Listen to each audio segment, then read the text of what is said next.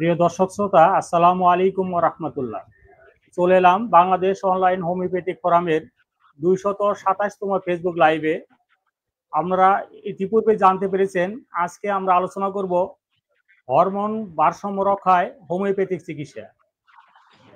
বিভিন্ন সময় আমাদের হোমিওপ্যাথিক চিকিৎসক সমাজে একটি ভীতি কাজ করে। কিছু দুরারোগ্য শব্দ চিকিৎসা জগতে বর্তমানে সংযুক্ত হয়েছে। সেই শব্দগুলো দেখলে অনেক হোমিওপ্যাথিক চিকিৎসকগণ ভয় পান। আজকের এই ফেসবুক লাইভে আমরা চেষ্টা করব আপনাদের সেই ভয় দূর করার জন্য। আজকে আমাদের প্রতিপাদ্য বিষয় হচ্ছে হরমোন ভারসাম্য রক্ষা করুন, জীবন সুস্থ রাখুন। আপনার সুস্থতার রক্ষার জন্য ভারসাম্যহীনতা এই হরমোনের, সেটা একটি অনেক গুরুত্বপূর্ণ সমস্যা। আমাদের দৈনন্দিন জীবনে পুরুষ কিংবা নারী তাহাদের যৌন জীবন থেকে শুরু করে তার সামাজিক এবং পারিবারিক জীবনের সব ক্ষেত্রে এই হরমোনের প্রভাবজনিত কারণে অনেক সমস্যার সৃষ্টি করে। মেয়েদের মাসিকের সমস্যা হয়, মেয়েদের পলিসিস্টিক ওভারি হয়, আমাদের অনেকেরই গলগন্ডরোগ হয়, অনেকেরই আমাদের পুরুষত্ব হারায়, কিংবা মানসিক বিভিন্ন বিশৃঙ্খলা দেখা দেয়। এই সবগুলো ক্ষেত্রেই আমাদের এই ভারসাম্য রক্ষার জন্য, এই হরমোনের ভারসাম্য রক্ষার জন্য আমাদের চিকিৎসার প্রয়োজন হয়। কিন্তু আমরা হোমিওপ্যাথিক চিকিৎসকগণ একজন রোগীকে আমরা সার্বদৈহিক বিশ্লেষণ করে আমরা যে সঠিক ঔষধ নির্বাচন করি, আমরা যদি এই হরমোনের চিকিৎসার নাম ধরে আমরা ভয় না পেয়ে আমরা সেই রোগীর এই সার্বিক চিত্রের উপর চিকিৎসা করি, তাহলে আমাদের এই হরমোনের ভারসাম্য রক্ষা হয়। তাহলে আমরা কেন এই হরমোনের চিকিৎসার ক্ষেত্রে আমরা ভীত হব কেন? এই প্রশ্নটি আজকের আলোচনায় আমাদের নজরুল ইসলাম ভূঁইয়া স্যার দেখতে পাচ্ছেন স্টুডিওতে উপস্থিত আছেন। তার প্রত্যেকটা কথায় উঠে আসবে যে তিনি যে রোগ চিত্রর কথা বলবেন, সেই রোগীর ক্ষেত্রে যে ওষুধগুলো দিচ্ছেন, সেই রোগীর সেই ওষুধটাই তার এই হরমোনের ভারসাম্য রক্ষা করে। পিসিওডির জন্য যখন ওষুধ দেন তখনও এই হরমোনের চিকিৎসা করা হয়। যখন তিনি ওজন অনেক বেড়ে গেছে একজনের, তার জন্য যে ওষুধ দেন সেটাও সেই হরমোনের চিকিৎসাই হয়। একজন পুরুষত্বহীনতা নিয়ে একটি রোগী এসেছে, সেখানে যে ওষুধটি এসেছে সেই ওষুধটি হরমোনের চিকিৎসার জন্য প্রযোজ্য। আমি আর কথা বাড়াচ্ছি না, আমি স্যারের কাছে চলে যাচ্ছি। স্যার, আসসালামু আলাইকুম। ওয়ালাইকুম আসসালাম ওয়া রাহমাতুল্লাহি ওয়া বারাকাতুহু। জি স্যার, আপনি ইতিমধ্যেই স্যার বলেছেন যে আমি অর্গান অফ মেডিসিনের উপর ভিত্তি করে আমি কথা বলবো, আমি হরমোনের উপর চিকিৎসা করব না। আমি আজকে দেখাতে চেষ্টা করব হরমোনের দিকে চিন্তা না করেও আমরা যদি একটি রোগীর রোগ চিত্রের উপর চিকিৎসা করি, তাহলে সেটা হরমোনের চিকিৎসা হয়ে যাবে। সেই কথাটি আজকে আপনার উপস্থাপনার মাধ্যমে প্রমাণিত হয় ইনশাআল্লাহ। স্যার, প্লিজ শুরু করবেন। আউযু বিল্লাহি মিনাশ শাইতানির রাজিম। বিসমিল্লাহির রহমানির রহিম। সুপ্রিয় দর্শক শ্রোতা, আমার সম্মানিত চিকিৎসক বৃন্দ, সম্মানিত শুভানুধ্যায়ী বৃন্দ, দূরের নিকটে যারা আজকের এই গুরুত্বপূর্ণ অনুষ্ঠানটি দেখতেছেন, সবাইকে আমার পক্ষ থেকে শ্রদ্ধা এবং সালাম জানাচ্ছি। আশা করি আপনারা সবাই ভালো আছেন। আমিও আল্লাহর রহমতে বয়সের তুলনায় আমি মোটামুটি ভালো আছি। আপনাদের দোয়ায় এখন আমি অনেকটাই সুস্থ। আমার আমৃত্যু পর্যন্ত আমি আপনাদের দোয়া কামনা করি, আপনাদের ভালোবাসা কামনা করি। যদিও আমি জানি আপনারা আমাকে অনেক বেশি ভালোবাসেন। আপনাদের ভালোবাসা আমি ধরে রাখতে চাই। আজকে এই যে বিষয়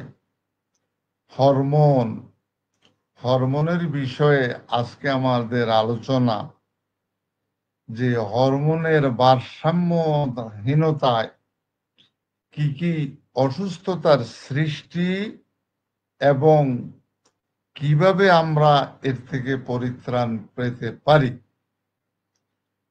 বেসিক্যালি আমরা হোমিওপ্যাথিক চিকিৎসক, আমি সবসময় মনে করি আমি সহ আমার হোমিওপ্যাথিক চিকিৎসক বৃন্দগণ অনেকেই হরমোনের সাথে সম্পৃক্ত না। এবং হরমোনের বিষয়ে আমরা আমাদের জ্ঞানের স্বল্পতাও কম। এই অবস্থায় আমরা হরমোন বিষয়ে আসলে হরমোনটা কি, হরমোনের কাজ কি, এই বিষয়ে একটু আলোকপাত করি।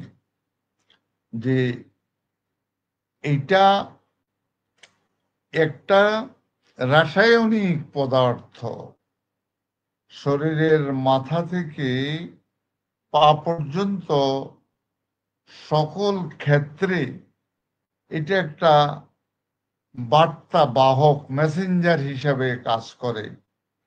এই রাসায়নিক পদার্থটা, যে রাসায়নিক বস্তুটা, এটা মেসেঞ্জার হিসাবে সমস্ত টিস্যুতে, সমস্ত সেলে, সকল জায়গায়, মাথা থেকে পা পর্যন্ত সকল জায়গায়, সকল অঙ্গে, সকল স্থানে যেখানে যা প্রয়োজন তাই সে বাহক হিসাবে সে সেখানে নিয়ে যায়। আমি নিজেও আজকের এই আলোচ্য বিষয়ে আলোচনায় করতে গিয়ে আমি এটা নিয়ে একটু হালকা একটু দেখার সুযোগ হয়েছে আপনাদের মাধ্যমে। এই দেখাতে আমার 70 বছর বয়সে এই জ্ঞানের কিছুটা আমার জ্ঞান বৃদ্ধি হয়েছে, যে হরমোন সম্বন্ধে আলোচনা করার জন্য। আমি আশ্চর্য, একমাত্র মৃত্যু ব্যতীত এই হরমোনের কাজ, আপনি যেদিন জন্মগ্রহণ করবেন সেদিন থেকে মৃত্যুর পূর্ব পর্যন্ত আপনার হরমোনাল ফাংশন, হরমোনের কাজ শরীরের সকল জায়গায় রোগ সৃষ্টির জন্য হরমোন, রোগ ভালো করার জন্য হরমোন, আপনার আঙ্গিকভাবে অঙ্গ প্রত্যঙ্গ, আপনি শারীরিকভাবে আপনি স্থূল দেহ, সুস্থ দেহ, অসুস্থ দেহ, আপনার শরীরকে সুস্থতা দান করে হরমোন, আপনার শরীরকে রোগ সৃষ্টি করে হরমোন। হরমোনের কারণ, হরমোনের একটা স্বাভাবিক গতি আছে, স্বাভাবিক পর্যায় আছে। স্বাভাবিক পর্যায়ের আমরা জানি, স্বাভাবিক পর্যায়ের অস্বাভাবিকতার নাম রোগ, এটা আমরা জানি। কিন্তু আমরা হরমোনাল ইমব্যালেন্সের কারণে এই রাসায়নিক পদার্থের পর্যাপ্ত অথবা অপ্রতুলতা, অথবা আপনার অপ্রতুলতার কারণে আমাদের অনেক রোগ সৃষ্টি হয় এবং অনেক রোগ ভালো হইতে এটা বাধার সৃষ্টি করে। হরমোনাল ইমব্যালেন্সের কারণে আমরা অভিষ্ট লক্ষ্যে পৌঁছতে পারি না। সেই জায়গার মধ্যে কিভাবে হরমোন আমাদের কাজ করে সেই নিয়েই আমরা, যদিও আমাদের হোমিওপ্যাথিক চিকিৎসা বিজ্ঞানে আমাদের একটাই উদ্দেশ্য, to treat the patient, not the disease. Disease concept is immaterial to us, কিন্তু ডিজিজের বাহিরে আমাদের কোনো অবস্থান নেই। আমরা ডিজিজ নিয়েও যখনই আমরা ডিজিজ নিয়ে আলোচনা করব তখনই হরমোনের স্বাভাবিক অস্বাভাবিক অবস্থা চলে আসবে। তাই আপনারা বিব্রত হবেন না। আমরা আমাদের ওষুধ নির্বাচন করব হরমোনকে সামনে রেখে, but hormonal medicine no, there is no any hormonal medicine in homeopathic medical science. হরমোনের কারণে রোগের সৃষ্টি, সেই রোগকে আমরা ভালো করব on the basis of similarity. এখন আসেন, আজকে আমাদের এই বডি ডেভেলপমেন্ট, এটা হরমোনের কাজ। আপনার হাড় ক্ষয়, এটা হরমোনের কাজ। আপনার অস্টিওপরোসিস, এটা হরমোনের কাজ। আপনার শরীরের গ্রোথ, আপনার অস্বাভাবিক গ্রোথ, এটা হরমোনের কাজ। এবং স্বাভাবিক থেকে নিচের দিকেও গ্রোথ নিয়ে যায়, এটাও হরমোনের কাজ। এবং মেটাবলিক ফাংশন, আমরা যে খাওয়া দাওয়া করি, এই খাওয়া দাওয়ার স্বাভাবিক গতি, এটা হরমোনের সুস্থতার কারণে হয়। অস্বাভাবিক গতি, অস্বাভাবিক খাওয়া, অস্বাভাবিক চলাফেরা, অস্বাভাবিক মেজাজ, মর্জি, যা কিছু আছে সব কিছু হরমোন নিয়ন্ত্রণ করে। হরমোনের মেল ফাংশনের কারণে এগুলি হয়।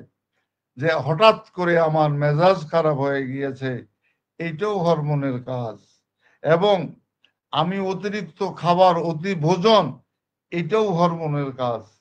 আমাদের যৌন জীবনের সেক্সুয়াল ফাংশন, যে হাইপার সেক্সুয়ালিটি, এটাও হরমোনের কাজ। হাইপোসেক্সুয়ালিটি, এটাও হরমোনের কাজ। প্রজনন, রিপ্রোডাকশন, এটাও হরমোনের কাজ। আপনার আপনার বাচ্চা হচ্ছে না, এইটাও হরমোনের কাজ। যে কেন বাচ্চা হচ্ছে না, আপনার শরীরে অতিরিক্ত মেদ, ভুঁড়ি, এগুলা সৃষ্টি হয়, এগুলো হরমোনের কাজ। এমনকি আপনার দেহের মধ্যে আপনার গলগণ্ড, গয়টার, এই সমস্ত গুলিও হরমোনের জন্য হয়ে থাকে। আমরা আমাদের ওষুধ আছে থাইরয়েডিনাম। থাইরয়েডিনাম, এটা থাইরয়েড একটা আমাদের নসট মেডিসিন।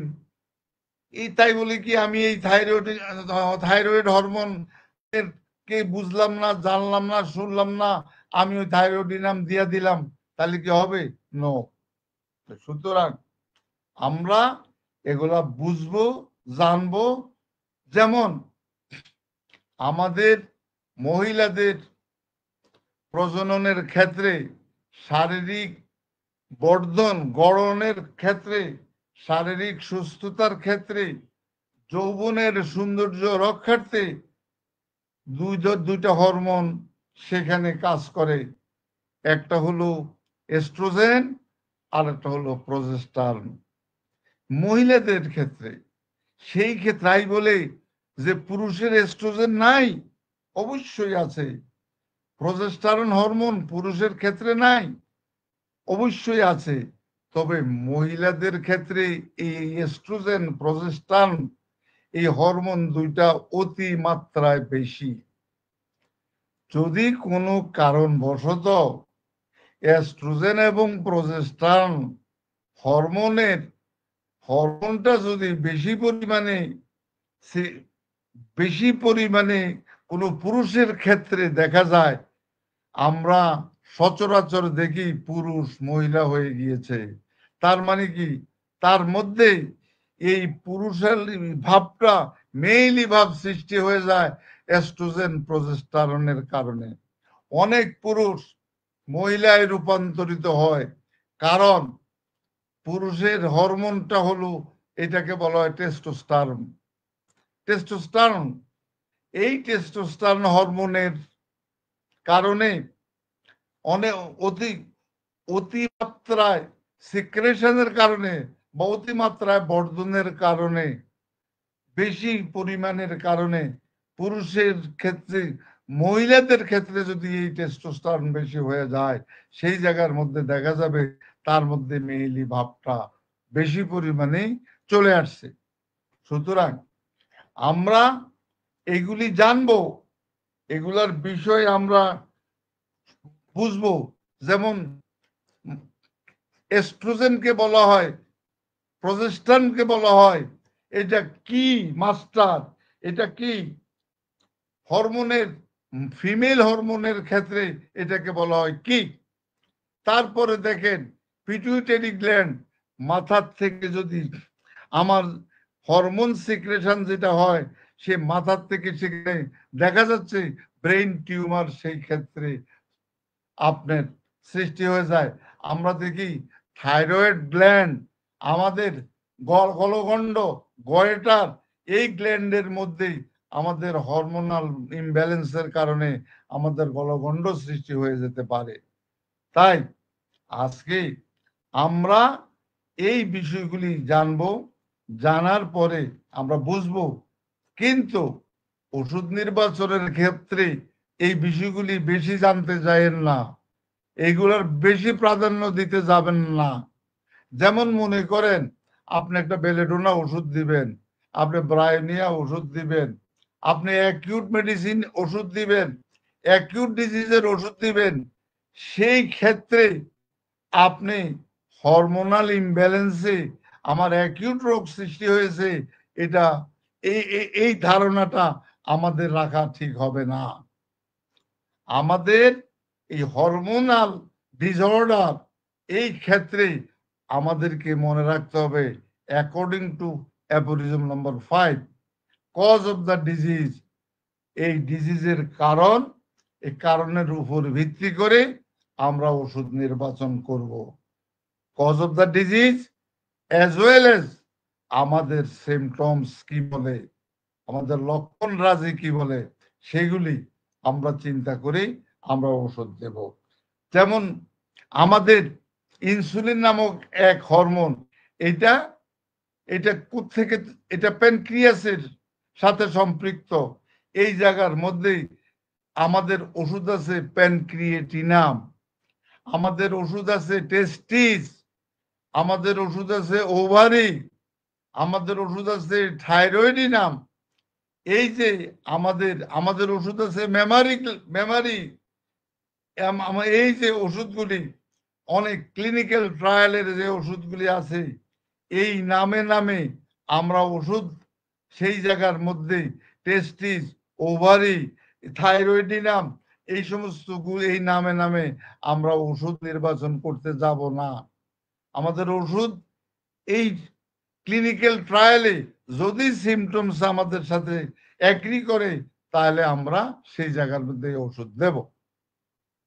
এখন যেমন আজকে আমরা এন্ডোক্রাইন গ্ল্যান্ড, আমাদের এক প্রকার গ্ল্যান্ড আছে এন্ডোক্রাইন গ্ল্যান্ড, আমরা এই এত সময় আমাদের নাই, এত কিছু আমরা বুঝতে যাব না।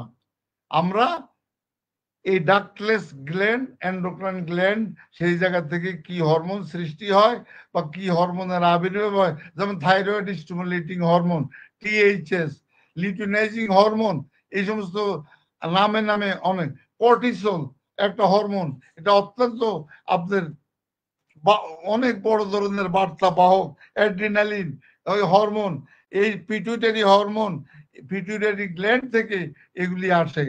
কিন্তু আমরা অ্যাকর্ডিং টু সিমটম সিমিলারিটি আমরা ওষুধ নির্বাচন করব। আসেন আমরা এবার রোগী চিত্রের আমরা আলোচনায় চলে যাব। আমি আজকে বেশি আলোচনা করব না, সভাপতি সাহেব তিনি আলোচনা করবেন। আমি একজন আমেরিকা প্রবাসী একজন মানুষের রোগী চিত্র নিয়ে কথা বলবো, প্লাস আমার অভিজ্ঞতায় আমার আপন মামা আর আমি ভাইগনা দুইজনে মিলে একটা রোগী ভালো করেছি আজ থেকে 25 বছর আগে। সেই রোগী চিত্র নিয়ে আমি কথা বলবো, যে রোগী চিত্রটা হরমোনাল ইমব্যালেন্সের সাথে সম্পৃক্ত। আমরা অনেক সময় আমরা দেখি আমাদের সেক্সুয়াল উইকনেস, আমাদের অনেকেরই সেক্সুয়াল উইকনেস, এই সেক্সুয়াল উইকনেসের সাথে এটা কি আমি বেটা সম্পৃক্ত না আমার হরমোনাল ইমব্যালেন্স এটার সাথে সম্পৃক্ত, এইটা আমাদেরকে জাজমেন্টে আনতে হবে। এরপরে আমার বাচ্চা হচ্ছে না, এই বাচ্চা হচ্ছে না, কেন হচ্ছে না, কি কারণ, এই প্রজননের অক্ষমতার কারণটা কি, সেগুলোই আমাদের জন্য সব কজেশন, সেগুলোর ক্ষেত্রে আমরা আলোচনায় আসব। এখন আসেন, এবার আপনাদের সামনে ওষুধ চিত্র নিয়ে কথা বলবো। আমাদের সামনে আমি বলে দিলাম যে আমাদের প্রায় ম্যাক্সিমাম ক্রনিক ডিজিজের ঔষধ এগুলি হরমোনাল ইমব্যালেন্সে সৃষ্টকৃত রোগীদের সাথে রোগের সাথে সম্পৃক্ত। সুতরাং বড় বড় যত ওষুধ আছে সমস্ত ওষুধগুলি সাথে হরমোন সম্পৃক্ত। সোরা, সিফিলিস, সাইকোসিস, টিউবারকুলার মায়াজম, এই সমস্ত মায়াজমগুলিও হরমোনের সাথে সম্পৃক্ত। আগেই বলেছি আমি, হরমোন জন্ম থেকে মৃত্যুর আগ পর্যন্ত হরমোনের কাজ। হরমোন শরীরকে ক্ষতবিক্ষত করে, শরীরকে সুস্থ রাখে, শরীরকে অসুস্থ করে। এর সামনে এই অ্যালোপ্যাথিক ডাক্তার বা মডার্ন মেডিকেল সায়েন্সের ডাক্তাররা ওনারা যখন হরমোন টেস্ট করেন যে আপনার যখন রোগ ভালো হচ্ছে না, তখন ওনারা হরমোন টেস্ট করে বলেন যে আপনার এই জায়গার মধ্যে এই হরমোনের অভাবের কারণে আপনার সমস্যা। সুতরাং তারা কি করে, সেই হরমোনটা আর্টিফিশিয়ালি তার দেহের মধ্যে পুশ করেন। আর আমাদের হরমোন হলো ঔষধ, আমাদের হরমোন হলো অ্যানাকার্ডিয়াম, আমাদের হরমোনের ওষুধের নাম হলো রাস্টক, আমাদের হরমোনের ওষুধের নাম হলো কোনিয়াম, আমাদের হরমোনের ওষুধের নাম হলো নেট্রামিও। এগুলি হলো আমাদের হরমোনাল মেডিসিন।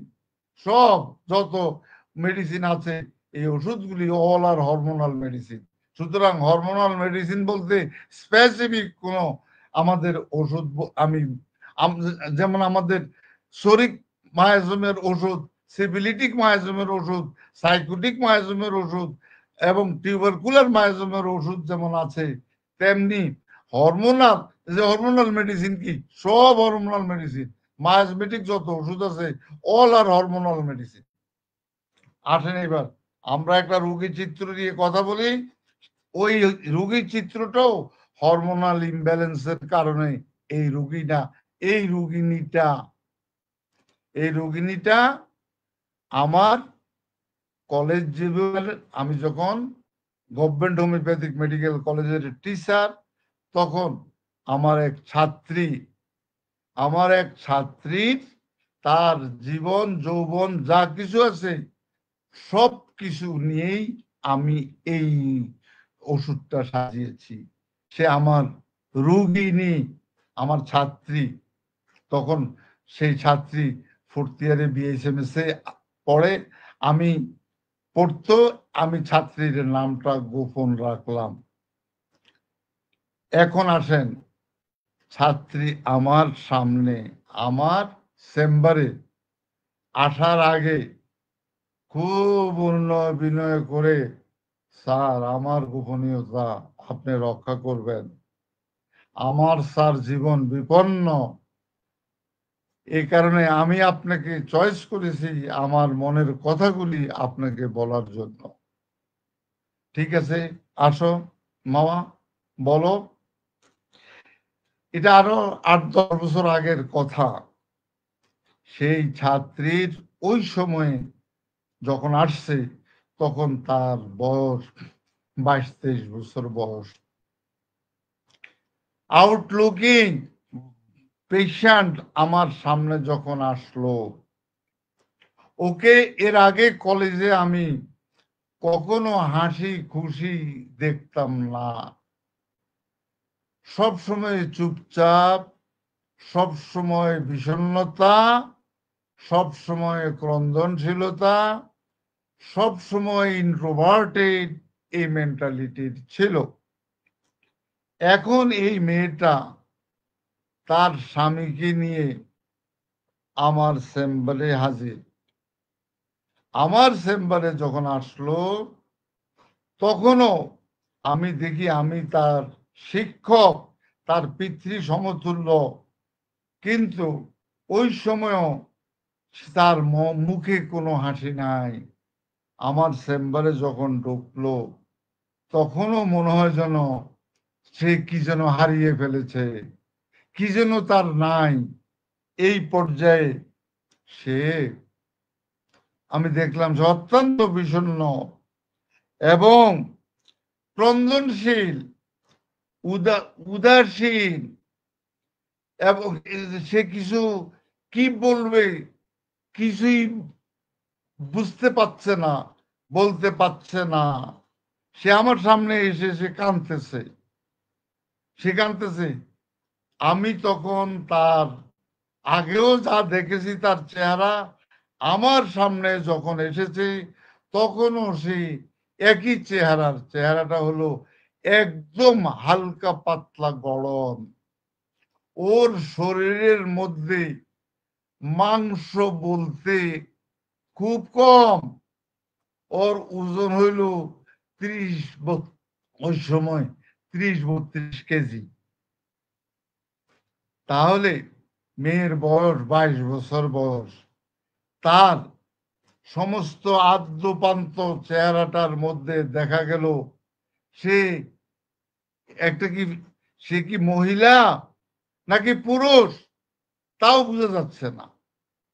যদি মহিলাদের সকল ক্ষেত্রে তাদের একটা আউটলুকিং থাকে, তাদের ব্রেস্ট ডেভেলপমেন্ট থাকে, যে যা দিয়ে তাদেরকে চিহ্নিত করা যায়, কিন্তু ওকে চিহ্নিত করতে আমি পাচ্ছি না।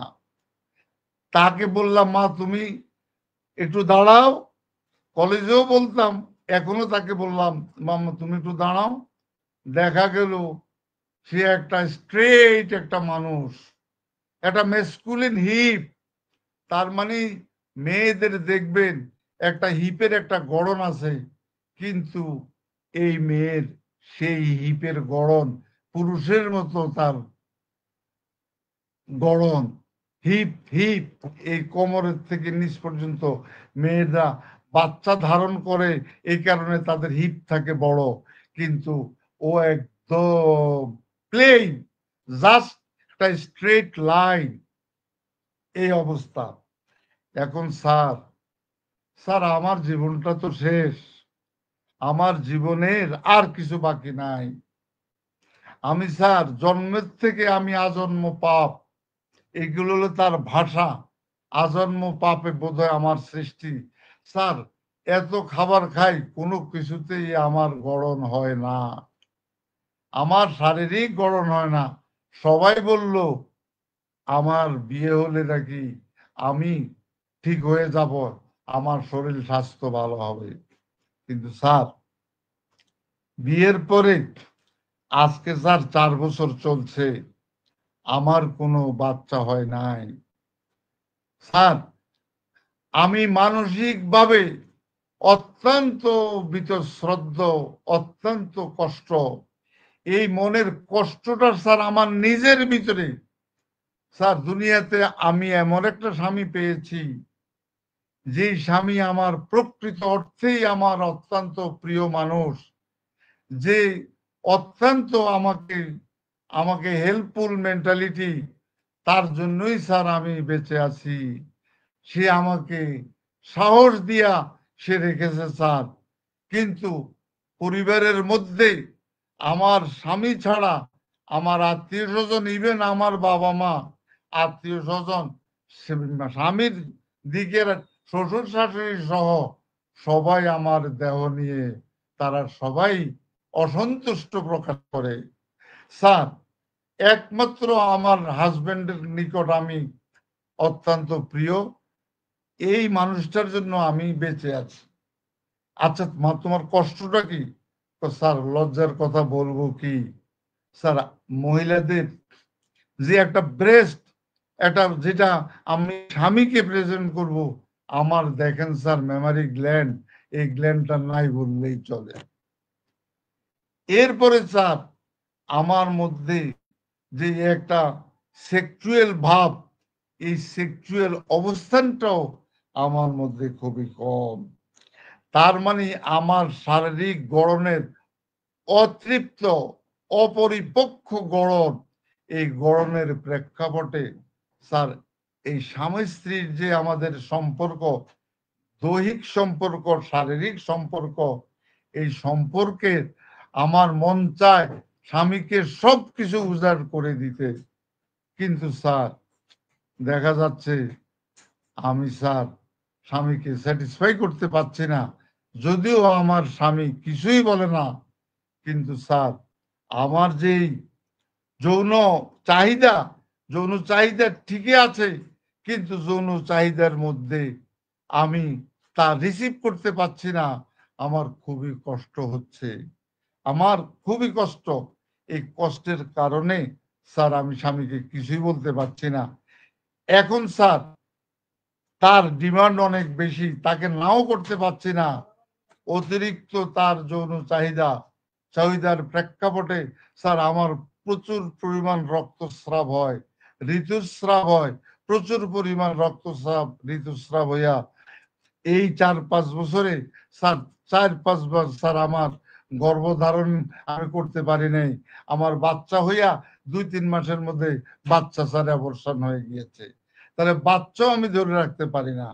তার মানে কি, তার দৈহিক গড়নের সাথে তার যে সেক্সুয়াল যেই ফাংশনগুলি বা তার যে অঙ্গগুলি, সে অঙ্গগুলিও ছোট।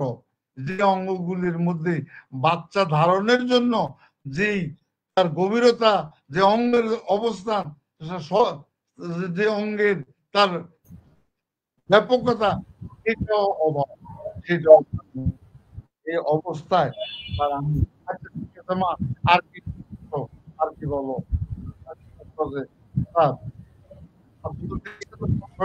আমি অত্যন্ত শীতকাতর। আমার স্যার প্রচুর হাইলি চিলি, আমার শরীরের মধ্যে রক্ত আছে বলে আমার মনে হয় না। আর স্যার আমার জরায়ুর শিথিলতা, প্রচুর শিথিল ভাবে আমার অবস্থা এবং কনস্টিপেটেড। আমি এই অবস্থায় আমার কনস্টিপেশন, এই মল মূত্র সবকিছু স্যার আমার গন্ধ। এখন স্যার আমার মনের এই কষ্টের কারণে আমি 24 ঘন্টা, আমার স্বামী যতই আদর সোহাগ করে, কিন্তু স্বামীকে তো তৃপ্তি দেওয়া বা একটা মেইলি দেহ প্রেজেন্ট করা, এটাও কিন্তু স্যার আমার নাই। সুতরাং স্যার আমাকে একটু স্যার শান্তি দেন। এই অবস্থায় সে, আচ্ছা মা তোমার আর কি, তোমার ঘাম কেমন? স্বাভাবিক স্যার। পিপাসা কেমন? স্যার আমার পিপাসা নাই বললেই চলে। আমার ঘামে, আমার প্রস্রাব পায়খানায় সবকিছুতে দুর্গন্ধ। এই পর্যায়ে স্যার জানেন আমার আরো কষ্ট। আপনি জানেন ক্লাসের মধ্যে আমার বন্ধুরা আমাকে কি নামে ডাকে স্যার? আমি সেটা একটু পরে বলবো। তো স্যার এই নামে ডেকে আমি স্যার ক্লাসেই স্যার আমার আশা বন্ধ হয়ে যাচ্ছে। স্যার আমাকে একটু বাঁচান, স্যার আমাকে একটু শান্তি দেন। এই অবস্থার প্রেক্ষাপটে এই জায়গার মধ্যে যা কিছু বলেছি হরমোনাল ডিসঅর্ডার এর সাথে সম্পৃক্ত। আমি কি হরমোন নামের ওষুধ দেব, নাকি আমার এতক্ষণ যা আপনাদের সাথে আলোচনা করেছি এই আলোচনায় ওষুধ দেব? সেই ওষুধটার নাম কি একটু কাইন্ডলি একটু বলেন, একটু বলেন প্লিজ। ধন্যবাদ স্যার। আমি আপনাকে একটু সহযোগিতা করতেছি স্যার। যেহেতু স্যার আপনি অসুস্থ, তাই আমি চেষ্টা করব যারা দর্শক শ্রেণীতে রয়েছে তারা যে মন্তব্যগুলো করেছেন সেই মন্তব্য থেকে আপনাকে পাঠ করে শোনার জন্য। এখন স্যার আমি দেখতে পাচ্ছি প্রথমেই ডাক্তার আব্দুল্লাহ তিনি সিপিয়া বলেছেন। তারপরে দেখতে পাচ্ছি যে শামীম আক্তার তিনি আপনাকে ধন্যবাদ জানিয়েছেন, সালাম জানিয়েছেন। আব্দুল্লাহ আল মামুন তিনি সিপিয়া বলেছেন। ডাক্তার সিদ্ধাংশু শেখর হালদার তিনি সিপিয়া বলেছেন এবং তারপরে দুবার তিনি সিপিয়া উল্লেখ করেছেন। তৌহিদ ইসলাম তিনি সিপিয়া বলেছেন।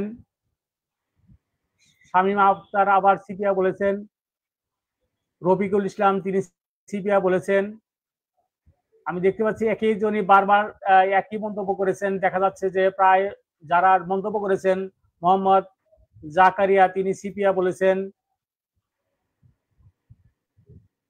অর্থাৎ স্যার আপনার এই রোগী চিত্রের ক্ষেত্রে যাদেরকে দেখতে পাচ্ছি প্রত্যেকেই আপনার সিপিএ কে নির্দেশ করেছে। আপনি স্যার নিশ্চিত করবেন যে এই রোগীর ক্ষেত্রে সিপিআই তাদের নির্বাচন সঠিক হয়েছে কিনা স্যার প্লিজ। আলহামদুলিল্লাহ, আপনাদেরকে অশেষ অশেষ ধন্যবাদ। আপনারা শতভাগ মানুষ সিপিআর কথা বলেছেন, কিন্তু আপনারা সিপিআর নিশ্চয়ই ম্যাথমেটিকায় আপনারা সিপিআর চরিত্র আপনারা পেয়েছেন, সেই তো আপনারা সিপিআর কথা বলেছেন। আপনাদের সাথে আমিও একমত। আমার ওই ছাত্রীকে আমার ছাত্ররা সিপিআর নামে ডাকতো। স্যার স্যার স্যার আপনার মা আসতেছেন, আমি ছাত্রীদেরকে ডাকতাম মা বলে, আর ওই ছাত্রগুলি বলতো স্যার ওই সিপিআর আসতেছে দেখেন। এই কথা বললেই মেয়েটা কান্নাকাটি করতো, বুঝে দেখেন সিপিআর। তাহলে এই যে বিষয়টা দেখেন, এই জায়গার মধ্যে ডিজিজ কনসেপ্টটা আমাদের বড় জিনিস নয়। আমাদের যদি আপনি ক্যান্টের চিত্র পড়েন, সিপিআর চিত্র পড়েন, তাহলে এই চিত্র অনুসারেই আপনার ওষুধ নির্বাচন হয়ে যাবে। তাহলে আমাদের কাছে হরমোনাল ডিসঅর্ডার এইটা এইটা থাকবে আমাদের মাথায়, বা ওষুধ নির্বাচনের ক্ষেত্রে থাকবে সিপিআর। ধন্যবাদ। The medicine is CPR, it is correct. এখন আমি মামা ভাগিনার একটা রোগী চিত্র আপনাদের সামনে তুলে ধরতে চাই। আমার মামা তিনি দুনিয়া থেকে বিদায় নিয়েছেন, অনেকে আল্লাহ ওনাকে বেহেশতবাসী করুন। আমার মামার নাম সিরাজুল ইসলাম, আমার শ্বশুরের নামও সিরাজুল ইসলাম। আমার মামার নাম সিরাজুল ইসলাম, তিনি হোমিওপ্যাথিক ডাক্তার। আর আমার শ্বশুরের নাম সিরাজুল ইসলাম, তিনিও হোমিওপ্যাথিক ডাক্তার। একজনের বাড়ি চাঁদপুর, আরেকজনের বাড়ি টাঙ্গাইল। এখন মামা থাকতেন শাহজাহানপুরে। উনি তখন আমি মাত্র সরকারি হোমিওপ্যাথিক মেডিকেল কলেজের সম্ভবত তখন আমি জয়েন করেছি। উনি আমাকে ডেকে বললেন, মামা আসো তো, আজকে তোমার মামির ওষুধটা নির্বাচন করে দাও। আমরা মামা ভাগিনা দুইজনে। আমি আবার মাঝে মধ্যে ওনার কাছে যেতাম, যেহেতু শাহজাহানপুরে বাসা, ওনার কাছে যেতাম। উনি ওনার নিকট এনসি ঘোষের বই, উনি এনসি ঘোষকে বড় পূজা করেন, এনসি ঘোষকে উনি খুবই গুরুত্ব দেন। আমরা অনেকেই এনসি ঘোষকে তিরস্কার করি, এই এনসি ঘোষের ডাক্তার জানেটা কি। আসলে এনসি ঘোষের মতো মহাজ্ঞানী আমার হোমিওপ্যাথিক জগতে আছে কিনা এটাই সন্দেহ। কারণ উনি একাই কমপক্ষে 500 ওষুধের চিত্র নিয়ে তিনি বই লিখেছেন। সুতরাং আমি নজরুল ইসলাম আজও এনসি ঘোষের ধারে কাছে যেতে পারি নাই। সুতরাং কাউকে অবজ্ঞা করবেন না। এইবার আসেন মামির ঔষধ কি রোগ আউটলুকিং। আমি বললাম যে মামা এখন কিন্তু মামা মামির সম্পর্ক না, এখন রুগী। আমরা দুইজন ডাক্তার, আমি ছোট ডাক্তার, আপনি বড় ডাক্তার, রুগী হলো মামি। ওকে, এইবার আউটলুকিং প্রথমেই আমি দেখলাম ওনার গলার মধ্যে এত বড় একটা টিউমার।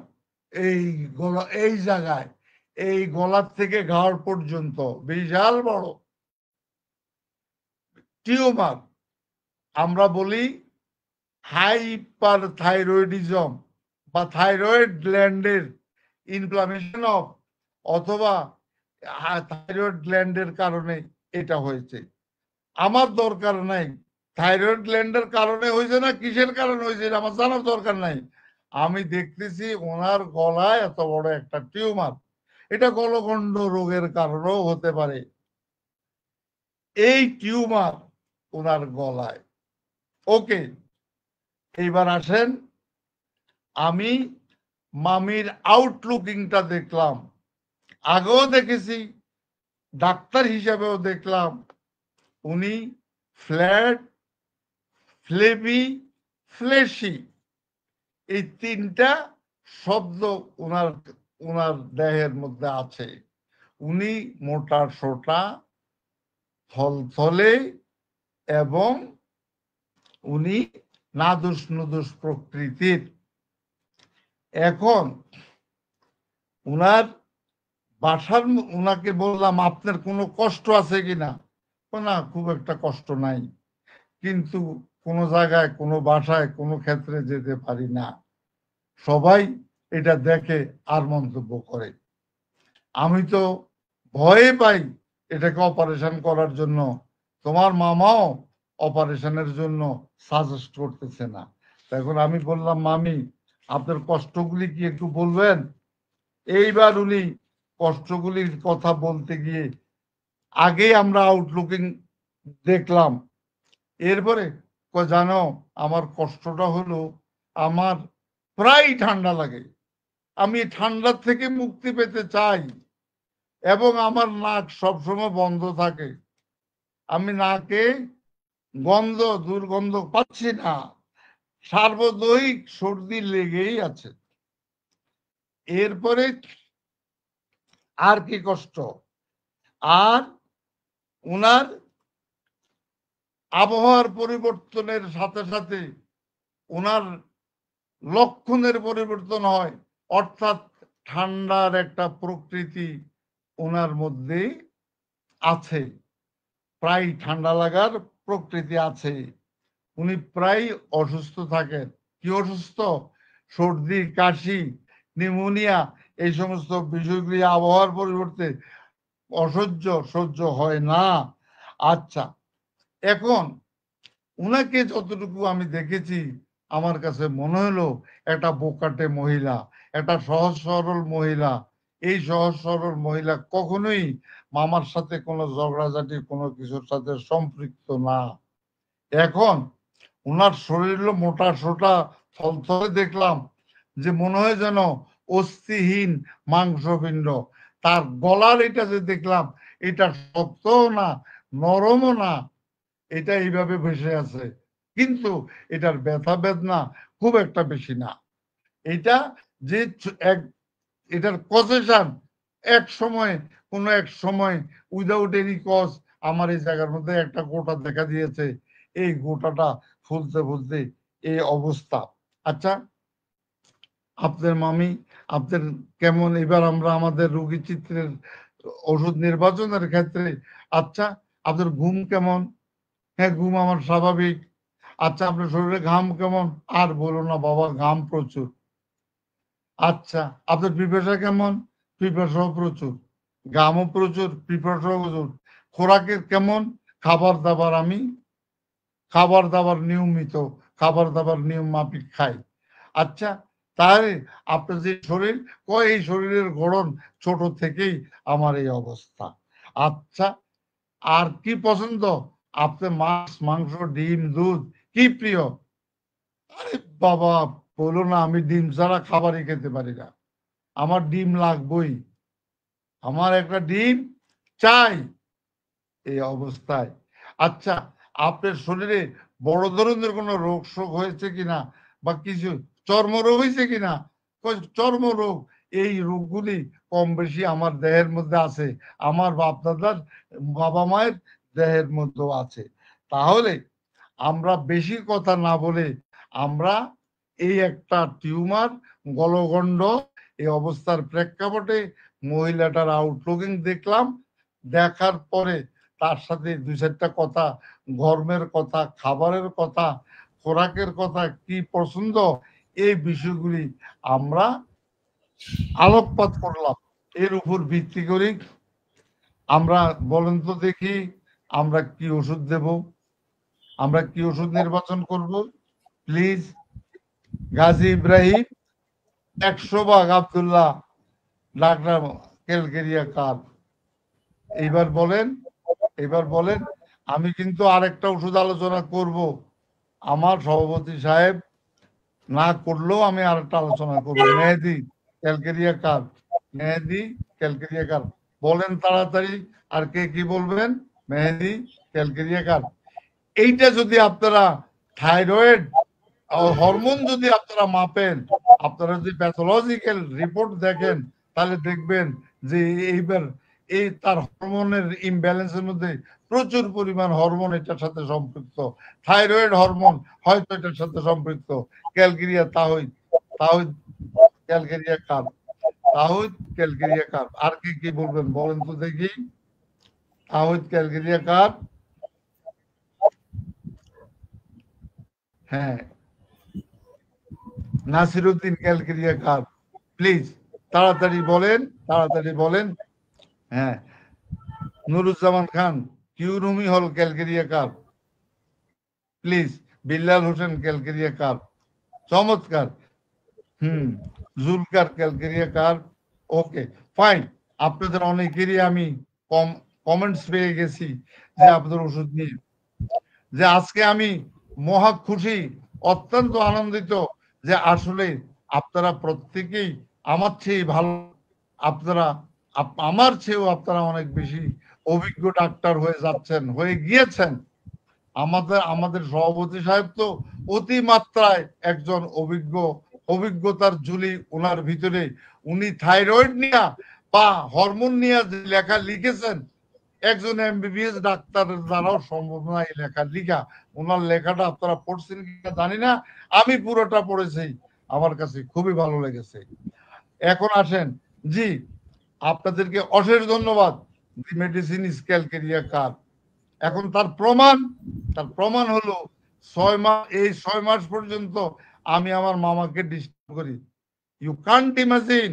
আপনি যাই আজকে আপনি এনসিগুডস দেখেন, এই ক্ষেত্রে এনসিগুডস ক্যালকেরিয়া কার 200 উনি সাজেস্ট করেছেন, আর আমার মামা ওই ক্যালকেরিয়া কার 200 আমার মামিকে দিয়েছেন। আমি 6 মাস পরে, 6 মাসের মধ্যে কয়েকবার গিয়েছি, একটা পর্যায়ে 6 মাস পরে যায় দেখি কিচ্ছু নাই, ওই জায়গায় কোনো চিহ্নও নাই। আমি আশ্চর্য হয়ে গেছি যে এই সমস্ত 2-4 জন ডাক্তারের কাছে গেলে আমার যখন হোমিওপ্যাথি নিয়ে মন খারাপ হইতো, তখন আমি তাদের কাছে চলে যেতাম, গিয়ে আমি তাদের রোগী চিত্রের প্র্যাকটিক্যাল অবস্থান দেখেই তখন হোমিওপ্যাথিক চিকিৎসা বিজ্ঞানের প্রতি আমার আন্তরিকতা অনেক বেড়ে যেত। হ্যাঁ, 6 মাস পরে গিয়ে দেখলাম যে মামির সেই টিউমার নাই। আল্লাহ পাক মামা মামি দুজনকেই আপনার নিয়ে গিয়েছেন। ওনাদেরকে আজকের আপনাদের প্রত্যেকের থেকে আমি ওনাদের জন্য দোয়া চাই, ওনারা যাতে আল্লাহ পাক ওনাদেরকে বেহেশতবাসী করে। এখন আর মাত্র 5-7 মিনিটে আরেকটি কথা, আরেকটা রোগী না বললেই আমি শান্তি পাচ্ছি না।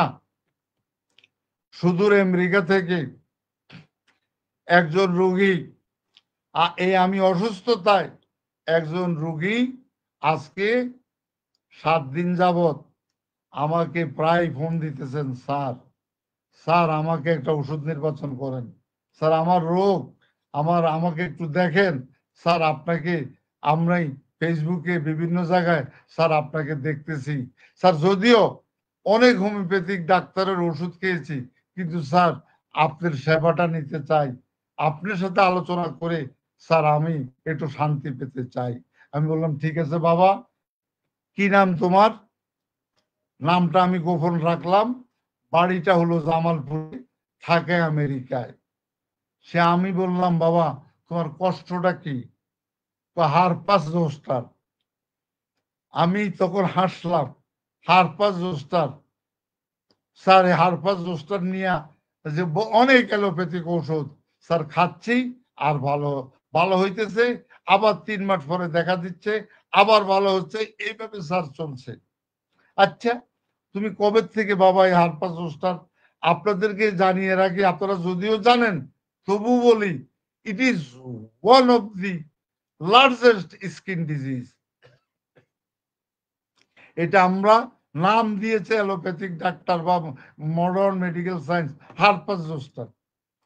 এইটা আপনারা যদি গুগলে যান তাহলে এটার সম্পূর্ণ চিত্র আপনারা দেখবেন, হারপাস জোস্টার। আচ্ছা, এখন এই রোগী, তার আমি বললাম এটা বয়স কত, আপনার বয়স কত? সে বললো স্যার আমার বয়স 33 বছর বয়স। 33 বছর বয়স, আচ্ছা ঠিক আছে বাবা, আপনার আপনার কতটুকু লম্বা, আপনার ওজন কতটুকু? স্যার আমি 88 কেজি এবং আমি প্রায় 5 ফুট 10 ইঞ্চি আমি লম্বা। তার কথায় বোঝা গেল সে হাইলি এডুকেটেড একজন পার্সন। আচ্ছা, এডুকেটেড একজন পার্সন, তা এই রোগগুলি আপনার কবে থেকে দেখা দিয়েছে? স্যার আমি তো গত 6 মাস যাবত দেখতেছি। গত 6 মাস যাবত দেখি ওষুধ খাই, কোনো কাজ হচ্ছে না। আমি ঢাকার বড় বড় অনেক হোমিওপ্যাথিক ডাক্তারদের কাছে গিয়েছি, আমি আমি উপকার পাচ্ছি না, তাই আপনার সামনে আসলাম। আমি বললাম এইবার আপনি একটু বলেন যে এগুলা কি, এগুলা কি, এগুলা স্যার আপনি জানেন স্যার এগুলা। তখন আমি বললাম আপনার ভিডিও পাঠান, আপনার এগুলি চর্ম রোগটা দেখি।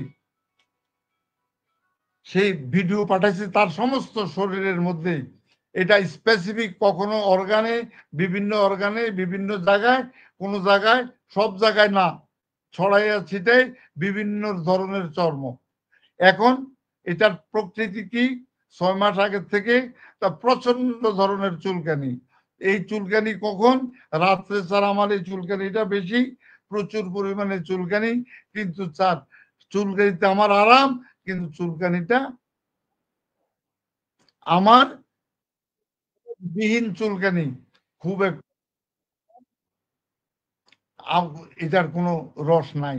আচ্ছা ঠিক আছে, এখন স্যার আমার এই রোগের কারণে আমার গুগল বা বিভিন্ন জ্ঞানের ধারণার কারণে, এই রোগ সম্বন্ধে এই ধারণার কারণে আমি কনফার্ম হয়ে গেছি এই রোগ ভালো হবে না। তাই স্যার আমি কয়েকবার আমি সুইসাইডাল টেন্ডেন্সি আমার মধ্যে সৃষ্টি হয়ে গিয়েছে, সুইসাইডাল টেন্ডেন্সি সৃষ্টি হয়ে গিয়েছে। এখন স্যার আমি কিভাবে ভালো হতে পারি, আমাকে একটু ব্যবস্থা করেন স্যার।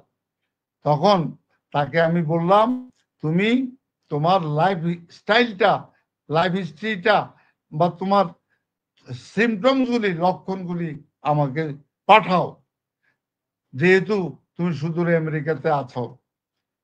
এই প্রসঙ্গে প্রথম আমাকে বলে নাই, এই প্রসঙ্গে আমি তাকে জিজ্ঞাসা করলাম বাবা তুমি বিয়ে করছো কবে, তুমি কি ম্যারিড? প্রথম সেই গোপন রাখছে, পরে আমার সাথে কথা বলার পরে বোঝা গেছে যে সে 2021-এ সে বিয়ে করছে। আচ্ছা তাহলে তুমি বিয়ে করেছো? স্যার সরি টু সে আমার বিয়ে 6 থেকে 7 দিন টিকেছে, 7 থেকে 7 দিন 10 দিনের মধ্যে আমি ডিভোর্স দিয়ে দিছি। কেন তুমি ডিভোর্স দিয়ে দিছি? স্যার ডিভোর্স দেওয়ার কারণটা হলো যে আমি একটা অপরিচিত মেয়েকে বিয়ে করেছি। যখন আমি শুনলাম সে বহু পুরুষের সাথে তার সম্পৃক্ততা, যৌন মেলামেশার সম্পৃক্ততা, এই অবস্থার প্রেক্ষাপটে স্যার আমি এই অবস্থা দেখে আমি ডিভোর্স দিয়ে দিছি। আচ্ছা তাহলে স্যার আমার বিবাহিত জীবনের ওই সময় আমি দেখেছি মহিলার গোপন অঙ্গে রেডিশ ইন কালার কিছু কিছু ইরাপশন তার এই গোপন অঙ্গে দেখা দিছে। তখন আমার চিন্তা হলো যে আমি তার সিমটমস গুলি, কজেশন গুলি ফাইন্ড আউট করি, ফ্যামিলি হিস্ট্রিতে ফাইন্ড আউট করি এই হারপাস জোস্টার কি। তখন কিন্তু যদিও আজ থেকে 6 মাস আগে দেখা দিয়েছে, সে তখন বলল যে ওই মহিলার থেকে আমার আসতে পারে। আমি বললাম সেটা আমার চিন্তা। স্যার ইদানিং আমার মা এবং আমার বোন এই দুজনেরও কিছু কিছু দেখা দিয়েছে। তার মানে এটা হেরিডিটারি, বংশানুক্রমিক ভাবে। আচ্ছা, তোমার পৈতৃক বাবা মা, দাদা দাদি, নানা নানি, মামা চাচা ফুপু খালা, এদের মধ্যে এগুলি আছে কিনা? না স্যার, এগুলো আর কিছু নাই। তো এগুলো নাই, তাহলে এগুলা কিছু আমি ইদানিং দেখতে পাচ্ছি আমার মায়ের আছে, ইদানিং দেখতে পাচ্ছি আমার বোনের আছে। তার মানে বংশানুক্রমিক ভাবে এটা হতে পারে।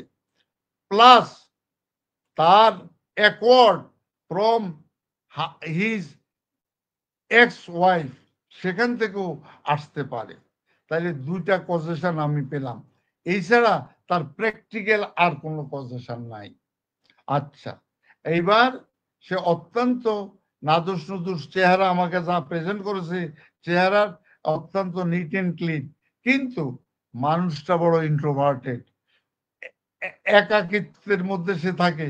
এমনও হইতে পারে তার এই 4 বছরে তার বিবাহিত জীবনে তার যে অ্যাক্সিডেন্ট করেছে, এই অ্যাক্সিডেন্টের কারণে তার ভিতরে হতাশা এসে গেছে, যে পারিবারিক জীবন, বিবাহিত জীবন নিয়ে তার ভিতরে একটা হতাশা কাজ করতেছে, যার কারণে সে সে সুইসাইডাল টেন্ডেন্সি তার হয়ে গিয়েছে। সেটা এখন আর নাই। এখন প্রশ্নটা হলো, এখন আমি তাকে জিজ্ঞাসা করলাম, বাবা তোমার তোমার কাছে গরম শীত কি ধরনের? স্যার, এই যে এত গরম, এই গরমের মধ্যে আমার কাছে কোনো গরম মনে হয় না। শীত, এত শীত, শীতের মধ্যে আমার শীত মনে হয় না। তার মানে আমি আইডেন্টিফাই করতে পারছি না সে গরম কাতর না শীত কাতর। তার ঘাম, তার পিপাসা, এগুলার মধ্যে একটা একটা দুর্গন্ধ ভাব আছে, তার মধ্যে ইন্ট্রোভার্টেড মেন্টালিটি আছে, তার মধ্যে একটা আলসে প্রকৃতির ভাব আছে। কেমনি আলসে প্রকৃতির ভাব? স্যার, আমার 8 ঘন্টা 9 ঘন্টা ঘুমাতে ইচ্ছা করে। আমেরিকার বাড়িতে যে যত কাজ তত টাকা, তারপরও আমি 7-8 ঘন্টা, আমি 8 ঘন্টা না ঘুমিয়ে আমার চলে না। এখন এই অবস্থায় আরো অনেক লক্ষণের মধ্যে আছে। তার স্কিন ডিজিজ গুলি ড্রাই স্কিন ডিজিজ। তাহলে তার ভিতরে হতাশার প্রেক্ষাপটে আমি যতটুকু চিত্র পেয়েছি, এই চিত্র, এটা ইনকমপ্লিট চিত্র, এখনো আমি কমপ্লিট করি নাই। তাকে আমি ওষুধ দিব কি দিব না এটা পরের বিষয়। এই আপাতত এই অবস্থার উপর ভিত্তি করি আমরা কি ওষুধ নির্বাচন করতে পারি বা কি ওষুধ চিন্তা করতে পারি, আপনারা আমাকে একটু কাইন্ডলি গিয়ে একটু হেল্প করবেন। ডাক্তার আব্দুল্লাহ নেট্রামিউর, শতভাগ নেট্রামিউর, প্লিজ। সভাপতি সাহেব একটু প্লিজ, আপনারা কিছু বলবেন, কেউ কিছু বলবেন? জানি রোগটা তো কঠিন, ধন্যবাদ। এই রোগের সাথে আজকে হরমোনাল ডিসঅর্ডার টোটালি সম্পৃক্ত। স্যার আমাকে দেখতে পাচ্ছি। সভাপতি সাহেব, আপনার কথা শুনে যাচ্ছে না।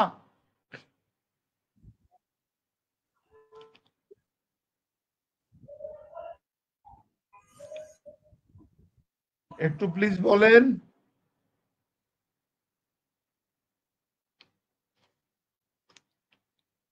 হ্যাঁ, আর একটু এই যে তার হারপাস জোস্টার, এই স্কিনের ডিজিজটা, এটা এখন তার গোপন অঙ্গের মধ্যে, তার পেনিসের মধ্যে, রিপ্রোডাক্টিভ অর্গানের মধ্যে, এটা সেই জায়গার মধ্যে অনেক বেশি হয়ে গিয়েছে।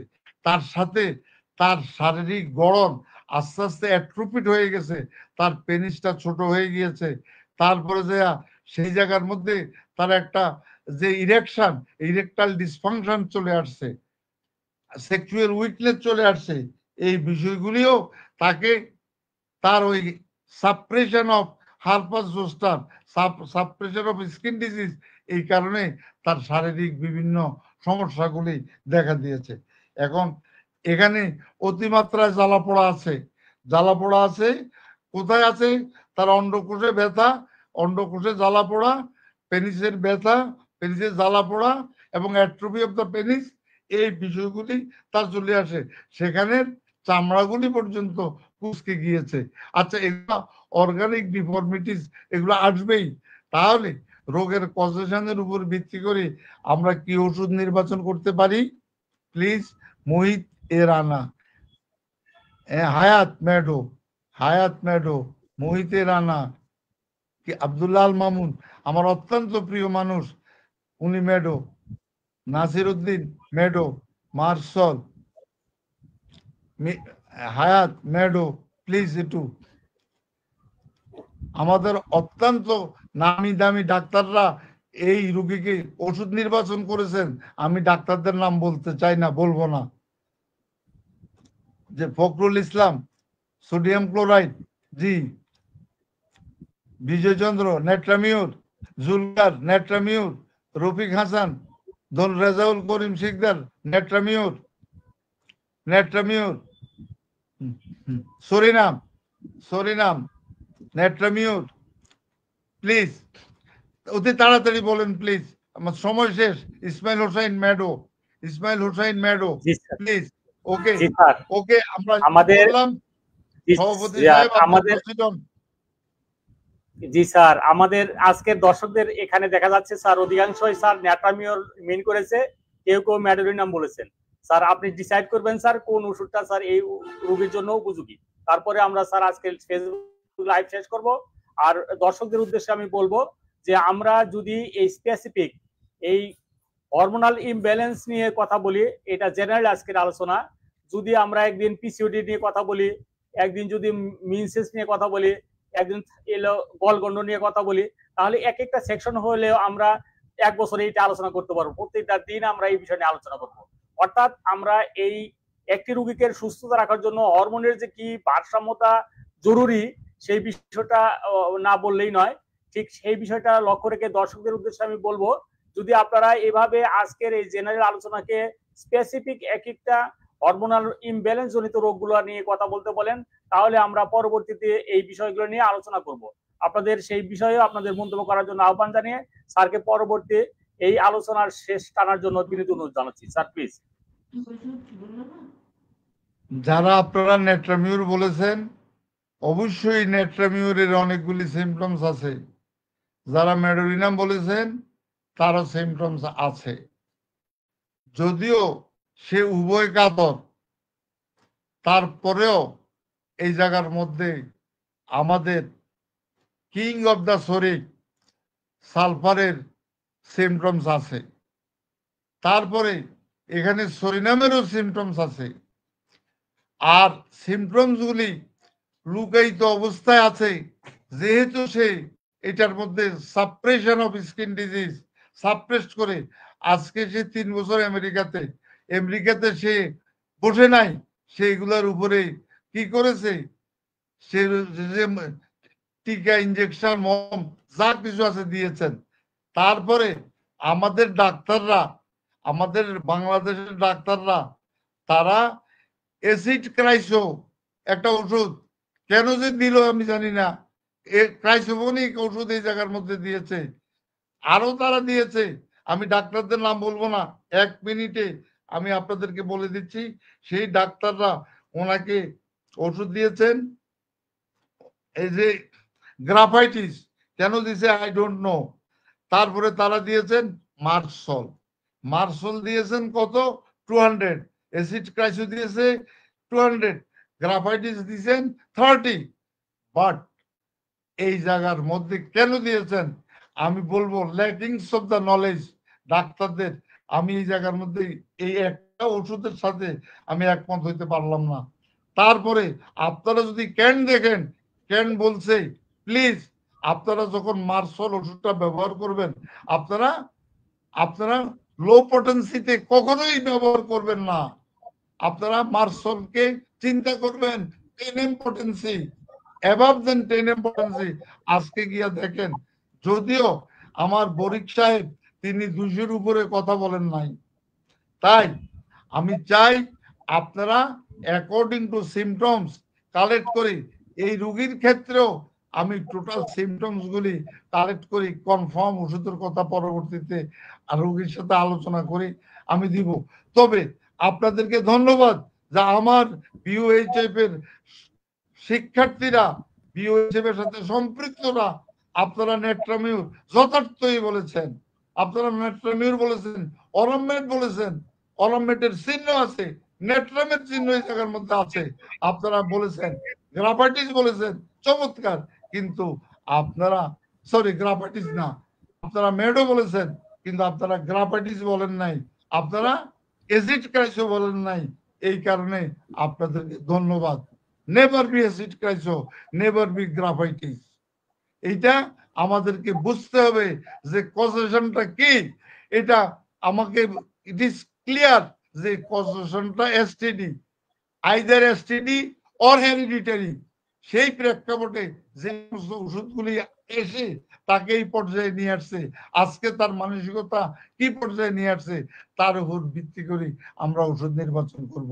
সবাইকে ধন্যবাদ। ধন্যবাদ স্যার। আজকে আপনাদেরকে একটা সুখের সংবাদ জানাচ্ছি স্যার।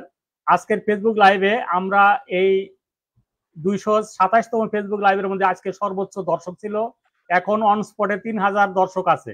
অর্থাৎ আজকের এই লাইভটি স্যার অত্যন্ত মনোমুগ্ধকর হয়েছে এবং অত্যন্ত সুন্দর প্রাঞ্জল আলোচনা হয়েছে।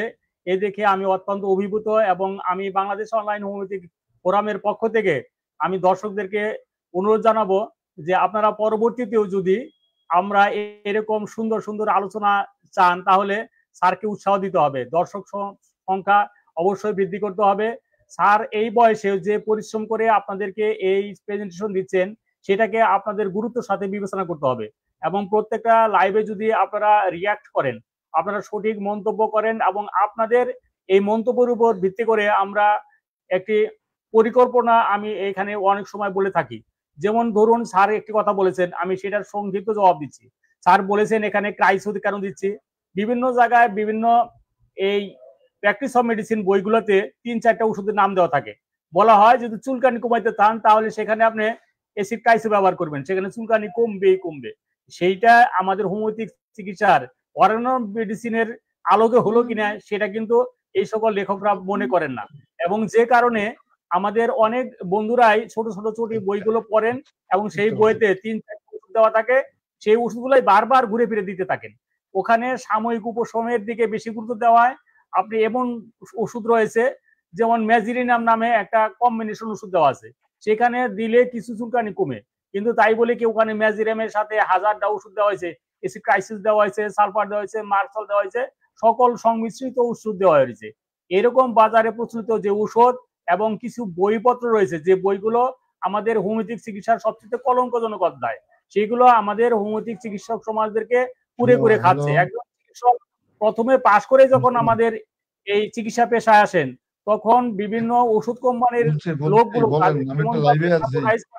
যে তাদের কথাগুলো নির্ভর করে তারা ওষুধ কোম্পানির সেই কম্বিনেশন এবং তার সাথে আরোগ্য দেওয়ার জন্য এই ওষুধগুলো চিকিৎসা করে থাকে।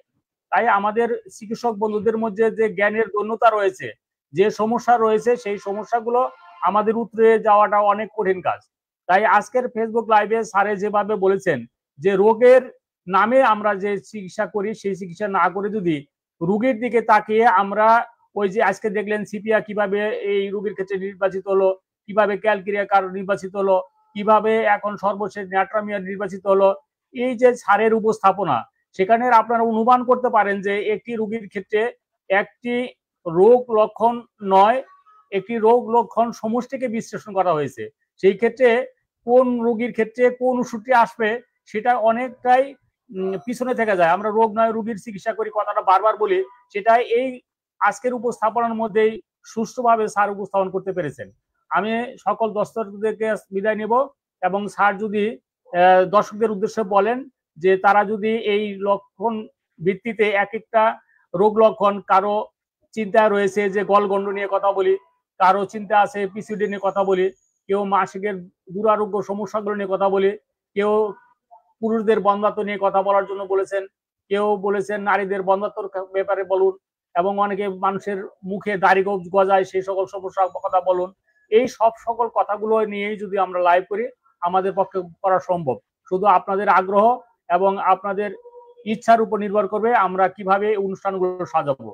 আপনাদের মতামত দেওয়ার জন্য আহ্বান জানাচ্ছি এবং আগামী সপ্তাহের আগেই আপনাদের মতামতগুলোকে বিশ্লেষণ করে সিদ্ধান্ত নিব আমরা পরবর্তী অনুষ্ঠানটা নিয়ে আপনাদের সম্মুখে হাজির হব। আপনাদের কাছে আমি বিদায় নিচ্ছি। স্যার, দর্শকদের উদ্দেশ্যে কিছু বলবেন? দয়া করে আমার ডাক্তারদেরকে অনুরোধ করব, রোগ ভিত্তিক কোনো ওষুধ দিবেন না, তাহলে সাময়িক উপশম পাবেন, কিন্তু পার্মানেন্টলি আপনি রোগীকে শেষ করবেন, রোগীর অর্গানগুলিকে শেষ করে দিবেন, তার যত ধরনের ইম্পর্টেন্ট অর্গান আছে সব শেষ করবেন। দয়া করে আপনারা অর্গানন অফ মেডিসিনের আলোকে, অর্গাননের গাইডলাইনের আলোকে আপনারা ওষুধ নির্বাচন করবেন। আপনারা অ্যাকিউট মেডিসিন ভালো করে বাহাদুরি দেখাতে যায় না। আপনারা ক্রনিক এন্ড কমপ্লিকেটেড কেসে আমরা যদি 2-4টা কেস ভালো করতে পারি, that the credit goes to the Hahnemann. আমাদের হানিম্যানের শিক্ষা আমাদেরকে তখনই আমরা পরিপূর্ণতা লাভ করব বলে আমি মনে করি। হোমিওপ্যাথিক আদর্শের সাথে আপনারা থাকবেন, আর বাংলাদেশ অনলাইন হোমিওপ্যাথিক ফোরামের সাথে আপনারা সম্পৃক্ত থাকবেন। সবাইকে ধন্যবাদ। আল্লাহ হাফেজ। আল্লাহ হাফেজ।